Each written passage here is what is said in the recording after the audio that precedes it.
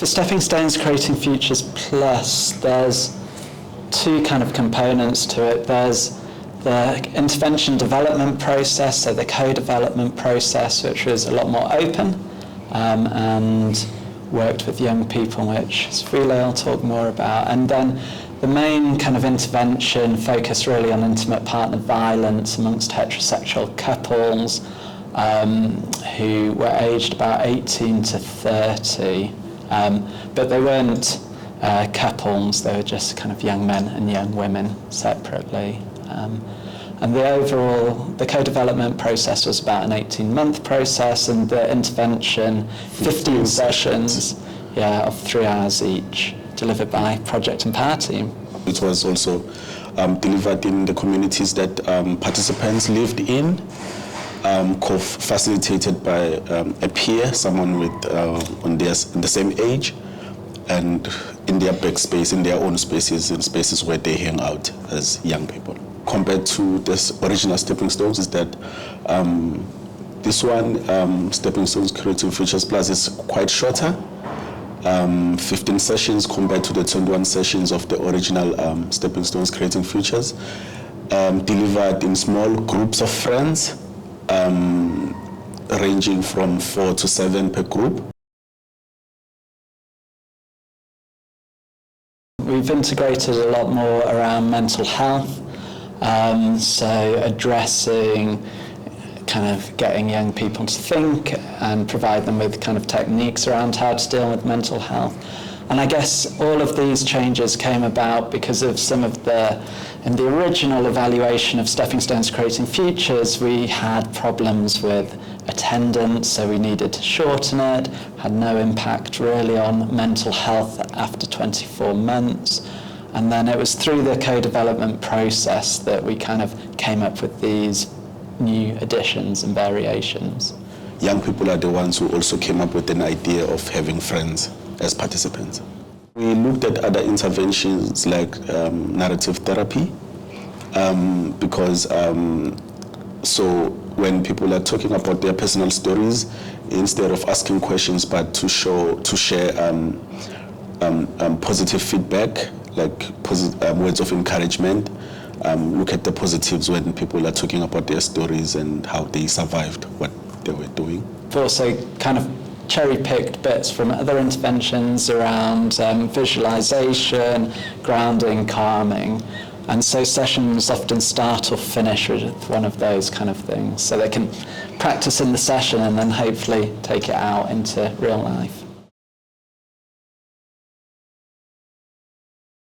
I'm not sure we had many challenges in incorporating. I think we've had challenges more in the delivery. The problem was privacy, because in informal settlements, people kind of live in a small space and everyone can see what is happening.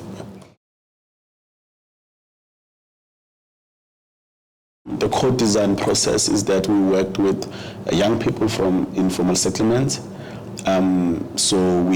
It was a bit of a long process because they were quite new, they didn't know what was happening, so we had to introduce them into this co-development process and build some kind of a relationship with them so that they can be comfortable and be able to participate fully, and give them space to see that this intervention belongs to them, and not to be intimidated when they see researchers and other people around, but be able to, talk through it. We did different exercises with them where they participated fully, like looking at their daily lived experiences, creating theory of change, and also telling us what can work and what cannot work in their context or as young people in their communities. We also got them to be trained and then deliver the intervention at the end. So that was both good and bad,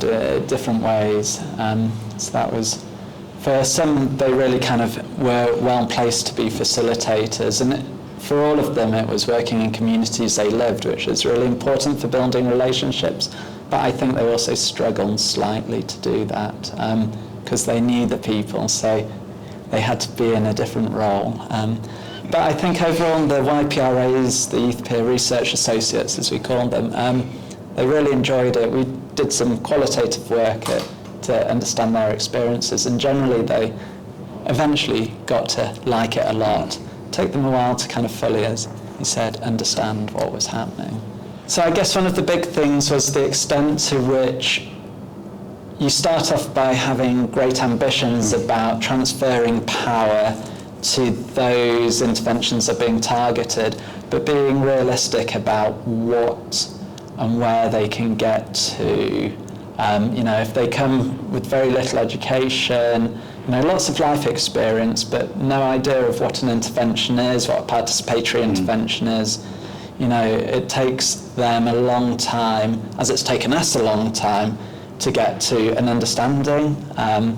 So through that, I think we were often over-ambitious about how much power we could transfer to them, and they never really took control of the process, although they were very kind of involved in the process. We also did a bit of qualitative research with the co-developers about their experiences.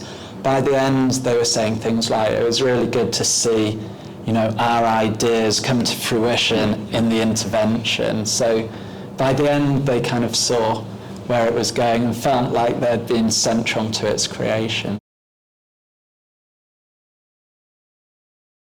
With the co-design process, I think we spent a lot of time working quite intensely, and we possibly spent maybe too much time, and we could have spaced it out a little more. It was, I think, we were maybe over-ambitious about where we thought we could get to, where people are coming from, having often dropped out of school and never really worked before, how far we could push them.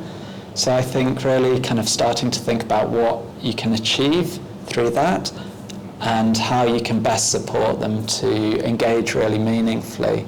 So I think that's one of the big things we learned about co-design.